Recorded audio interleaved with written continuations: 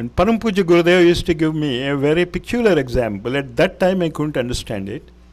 But now when trying to express this to my friends, Param Puja Gurudev says you are reading engineering.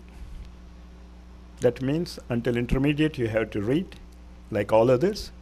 After that, I'm talking about the rules of India, I don't know the rules of here, but I think it must be similar. If not, the names may be different. So when you study the intermediate level, then you prepare yourself specially to become an engineering. You have to write a particular type of examination, and if you want to become a doctor, you have to write a special type of examination.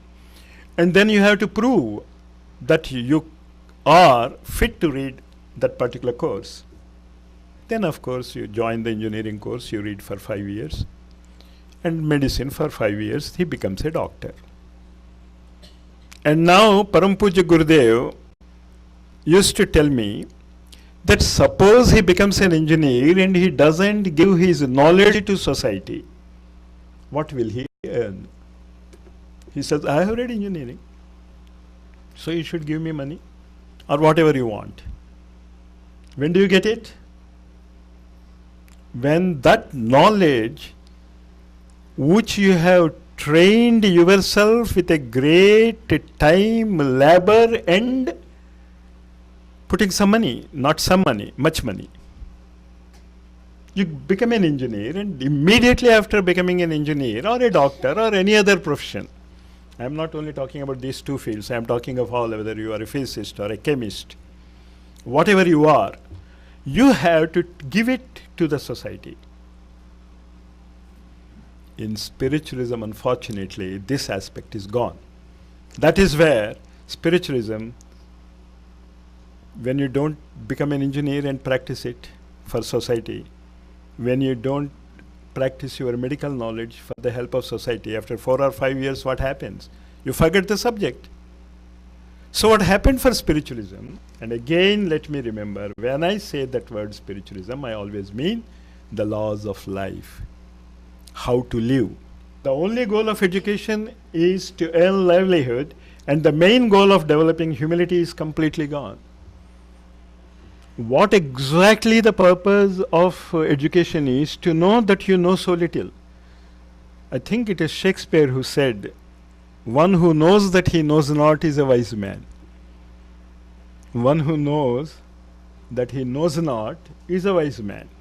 And Newton used to tell that if the knowledge is a sea, what little laws I have gathered is nothing but small pebbles from the seashore. The humility.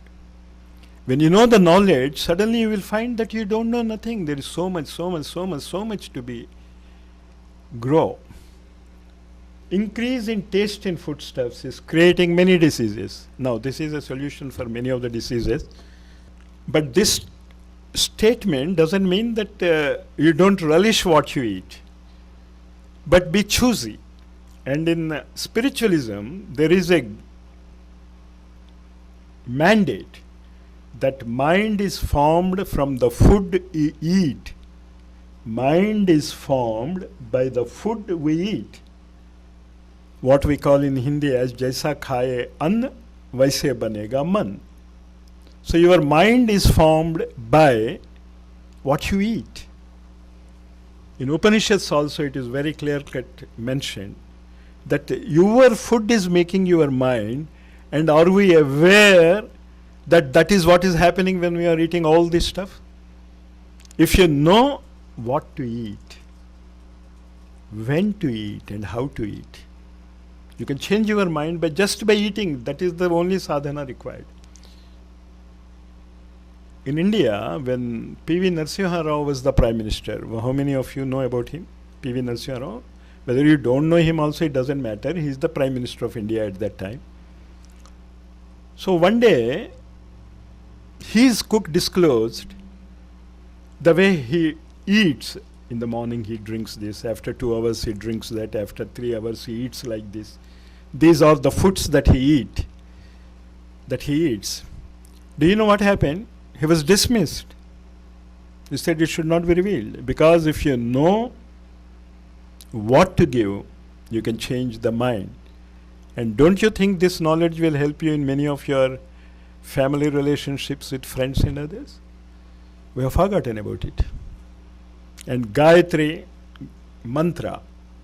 And what is Gayatri mantra? Don't talk about it as a mantra. As a formula of how to develop and apply the rules of living.